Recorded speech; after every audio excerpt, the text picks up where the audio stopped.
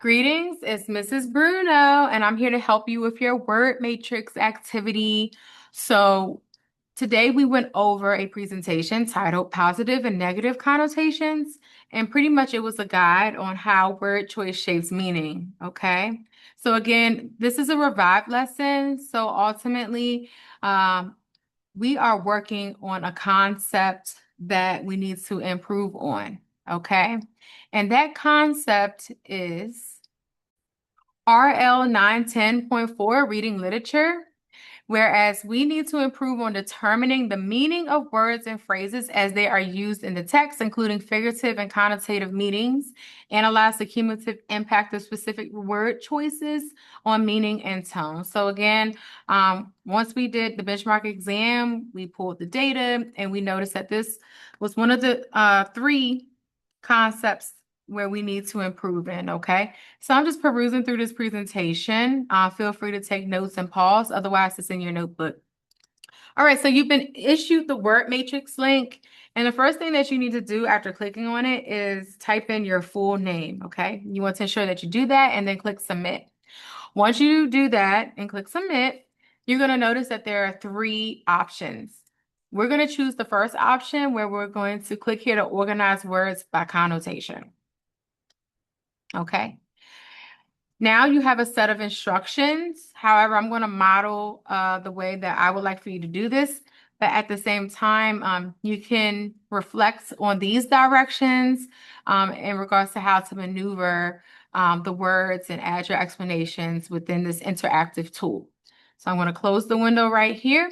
And then I'm just going to open up a separate tab and go back to my original word matrix that I modeled with today.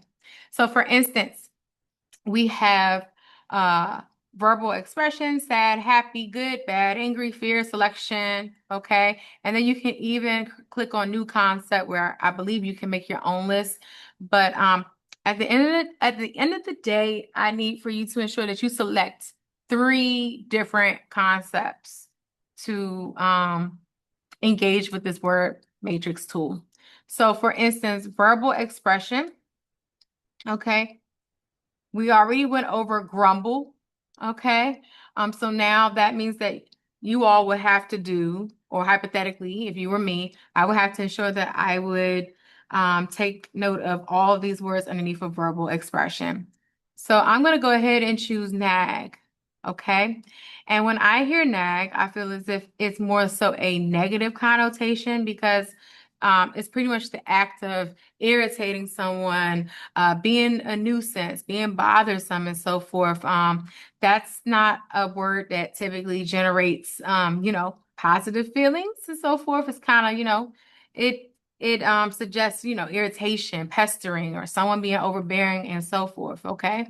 So then here I will provide my explanation after dragging nag in on the negative side, okay, for to showcase that I understand that that nag has a negative connotation. All right. So I'm going to go ahead and type my explanation. This term often illustrates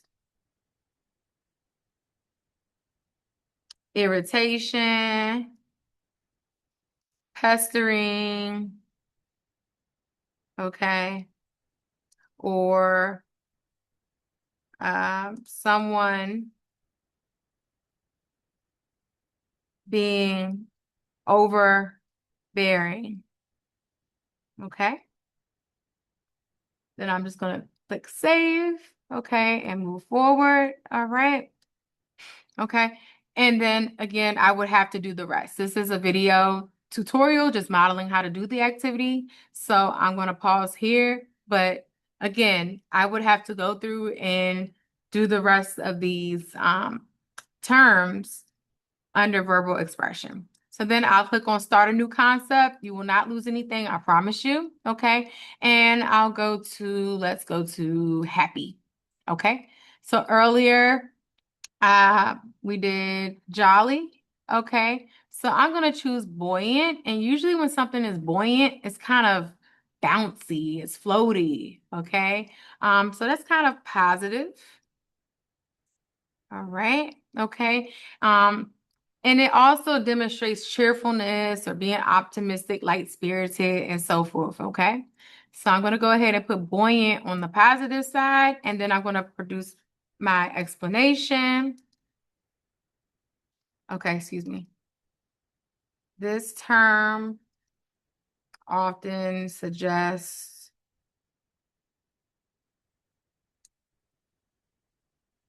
light-spirited, floaty, and optimistic mannerisms. Okay. So that's my reasoning to put it there. All right. And then again, underneath of happy, I would have to then go back and ensure that I complete the rest of the words underneath of the concept happy, because that's my second concept. So I'm going to start a new one. Okay. And I'm going to go back to fear. Okay. All right. So I already did phobia. Now let me do cowardice. Okay. And when I hear the term cowardice, I believe it's a negative connotation because oftentimes it's kind of, a word that's suggesting weakness or lack of bravery or shame, okay? Or, just the failure to act courageously. So I can go ahead into the explanation box and say often this term is used to shame individuals or highlight their weaknesses.